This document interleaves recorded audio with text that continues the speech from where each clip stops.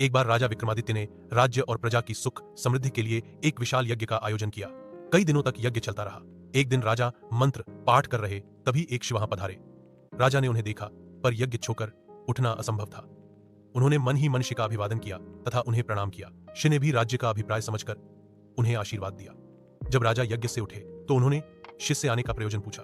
राजा को मालूम था कि नगर से बाहर कुछ ही दूर पर वन में ऋषि एक गुरुकुल चलाते हैं, जहां बच्चे विद्या प्राप्त करने जाते हैं। ऋषि ने जवाब दिया कि यज्ञ के पुनीत अवसर पर वे राजा को कोई असुविधा नहीं देते, अगर 8 से 12 साल तक के 6 बच्चों के जीवन का प्रश्न नहीं होता। राजा ने उनसे सब कुछ विस्तार से बताने को कहा। इस पर ऋषि ने बताया कि कुछ बच्चे आश्रम के लिए सूखी लकड़ियां बीनने वन में इधर उधर घूम रहे थे। तभी 2 राक्षस आए और उन्हें पकड़कर ऊंची पहाड़ी पर ले गए। ऋषि को जब वे उपस्थित नहीं मिले तो उनकी तलाश में वे वन में बेचैनी से भटकने लगे। तभी पहाड़ी के ऊपर से गर्जना जैसी आवाज सुनाई पई, जो निश्चित ही उनमें से एक राक्षस की थी। राक्षस ने कहा कि उन बच्चों की जान के बदले उन्हें एक पुरुष की आवश्यकता है, जिसकी वे मां काली के सामने बलि देंगे। जब ऋषि ने बलि के हेतु अपने आप को उनके हवाले करना चाहा तो उन्होंने असहमति जताई। उन्होंने कहा कि ऋषि बूढ़े हैं और काली मां ऐसे कमोर बूढ़े की बलि से प्रसन्न नहीं होगी। काली मां की बलि के लिए अत्यंत स्वस्थ क्षत्रिय की आवश्यकता है। राक्षसों ने कहा है कि अगर कोई छल या बल से उन बच्चों को स्वतंत्र कराने की चेष्टा करेगा तो उन बच्चों को पहाड़ी से लुढ़काकर मार दिया जाएगा।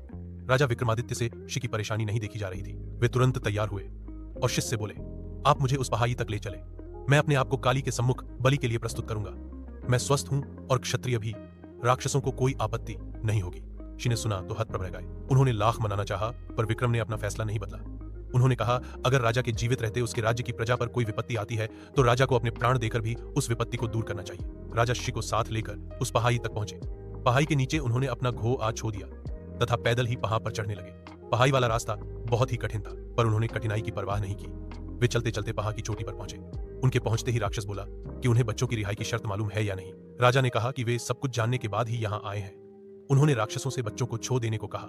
एक राक्षस बच्चों को अपनी बाहों में लेकर उगा और नीचे उन्हें सुरक्षित पहुंचा आया। दूसरा राक्षस उन्हें लेकर उस जगह आया जहां मां काली की प्रतिमा थी और बलिवेदी बनी हुई थी। विक्रमादित्य ने बलिवेदी पर अपना सर बलि हेतु झुका दिया। वे जरा भी विचलित नहीं हुए। उन्होंने मन ही मन अंतिम समय समझकर भगवान का स्मरण किया। वह राक्षस खड्ग लेकर उनका सर धड़ से अलग करने को तैयार हुआ। अचानक उस राक्षस ने खड्ग फेंक दिया और विक्रम को गले लगा लिया। वह जगह एकाएक अद्भुत रोशनी तथा खुशबू से भर गया। विक्रम ने देखा कि दोनों राक्षसों की जगह इंद्र तथा पवन देवता खड़े थे। उन दोनों ने राजा विक्रमादित्य की परीक्षा लेने के लिए यह सब किया था।